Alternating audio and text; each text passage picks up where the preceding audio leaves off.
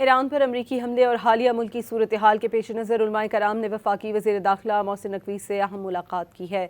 ملاقات میں موجودہ ملکی صورتحال، فرقہ وارانہ ہم آہنگی اور اتحاد امت کے فروغ پر تفصیلی گفتگو ہوئی۔ موجودہ حالات میں علماء کرام کا باہمی اخوت، یگانگت اور اتحاد امت مسلمہ کے لیے کردار انتہائی اہم ہے۔ علماء کرام میں علامہ مطہر، علامہ عارف واحدی، سید وزیر کاظمی، سید احمد نقوی اور عمران علی حیدری شامل تھے۔ وفد میں سید بشارت حسین امامی، وجیہ الحسن کاظمی، عابد حسین امجد علوی اور سید زاہد عباس کاظمی بھی شامل تھے۔ ایران پر امریکی حملے اور حالیہ ملکی صورتحال کے پیش نظر علماء کرام نے وفاقی وزیر داخلہ محسن نقوی سے اہم ملاقات کی ہے۔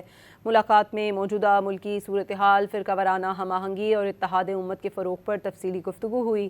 موجودہ حالات میں علماء کرام کا باہمی اخوت، یگانگت اور اتحاد امت مسلمہ کے لیے کردار انتہائی اہم ہے۔